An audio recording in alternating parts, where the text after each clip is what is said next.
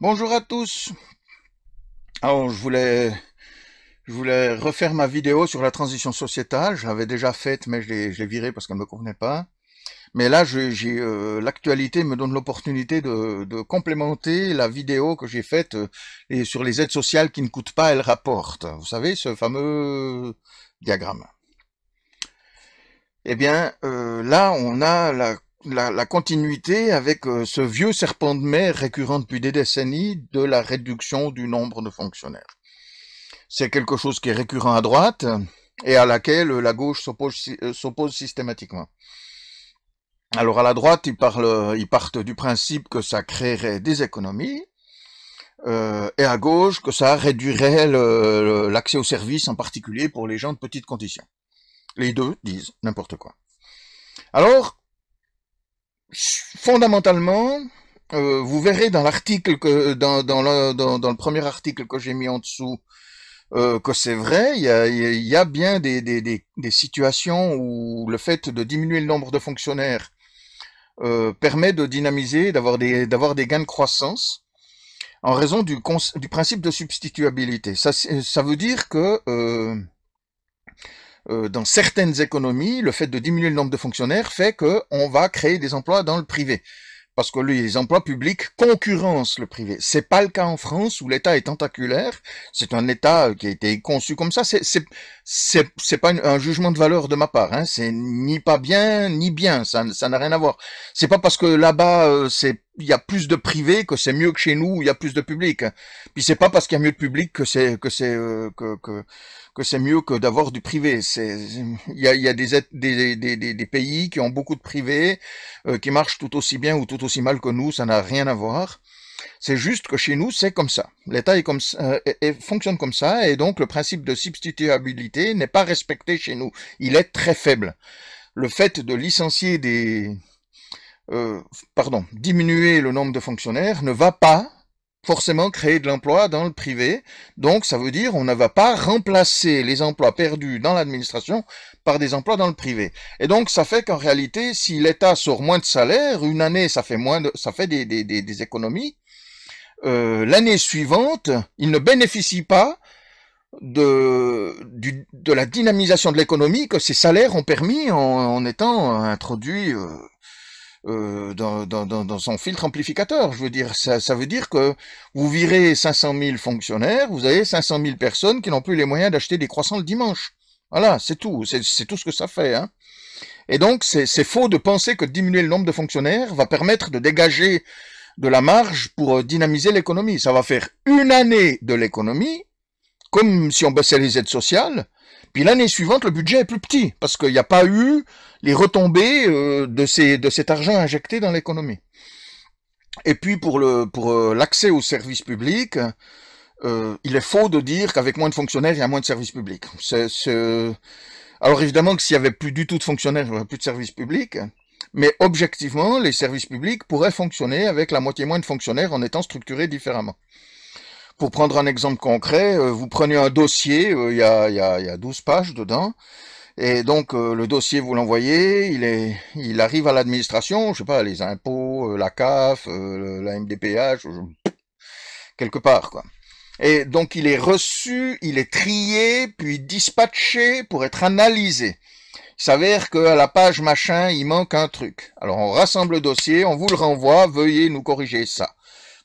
Vous corrigez le truc, vous renvoyez le dossier. Il est trié, il est dispatché à la page machin, il s'avère qu'il y a le truc machin. On rassemble le dossier, on vous le renvoie. Vous corrigez le machin. Il est reçu, il est trié, il est dispatché à la page truc. Il s'avère que maintenant, c'est trop tard, le document machin est échu. On rassemble le dossier, on vous le renvoie. Veuillez nous renvoyer une nouvelle version de. Vous renvoyez la nouvelle version avec le dossier est trié, voilà.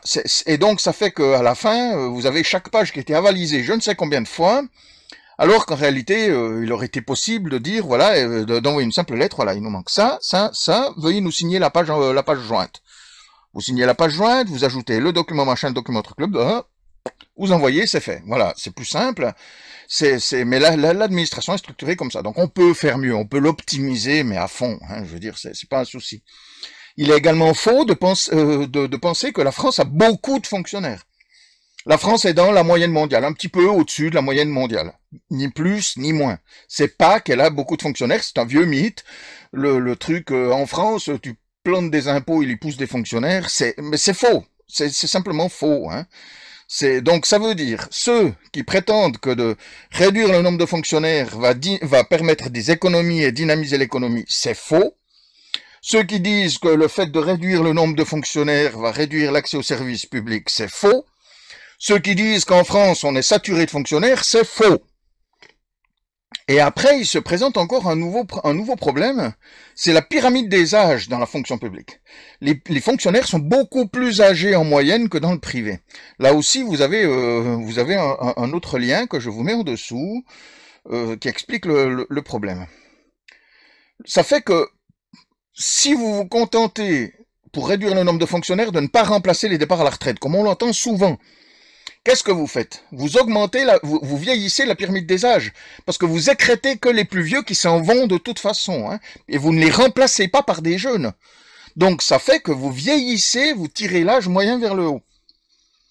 Si vous virez la classe, le milieu de la pyramide, alors vous allez rajeunir la pyramide des âges, et vous vous retrouvez avec plus de personnes qui sont inexpérimentées et des personnes qui ont un taux d'absentéisme qui est très fort.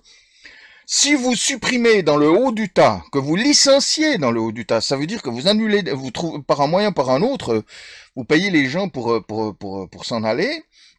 Outre le fait que ça va coûter extrêmement cher, eh bien, vous allez vous retrouver avec une pyramide des âges qui va vieillir très rapidement. C'est-à-dire que vous l'avez rajeuni pendant un court instant, mais 10 ans plus tard, vous êtes de nouveau dans le même problème. Donc, les choses ne sont pas si faciles que ça.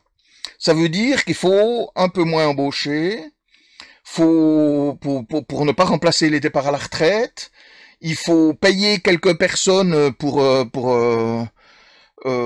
accepter de partir, il faut faire des propositions de reclassement à l'interne, de sorte que ça permette d'étaler la pyramide des âges sur l'ensemble des services, parce que sinon on va se retrouver avec des services où tout le monde est vieux et puis d'autres où tout le monde est jeune. C'est pas si évident, c'est pas si évident. Donc vous voyez que quoi qu'on fasse sur le sujet, c'est loin d'être aussi évident. Et tout ça alors que, je vous le redis, juste avant de vous quitter, de verser ces salaires aux fonctionnaires, c'est pas de l'argent qui s'en va à Singapour pour être optimisé fiscalement. Il est réinjecté dans l'économie. C'est de l'argent qui est utilisé pour vivre par les fonctionnaires. Il est dépensé en France. Et donc, il est réencaissé l'exercice suivant par l'État. Si vous supprimez ces salaires, il y a des gens, la plupart de ces gens n'auront simplement plus de travail. Ils vont incomber à l'État et donc, ils auront moins d'argent, c'est tout ce que ça va faire. Et moins d'argent, ça veut dire moins de dynamisme de l'économie, ça veut dire moins de rentrée fiscale, et donc l'exercice N+1, un plus petit budget, et donc il faut de nouveau licencier des fonctionnaires pour de nouveau faire des économies une année. À bientôt.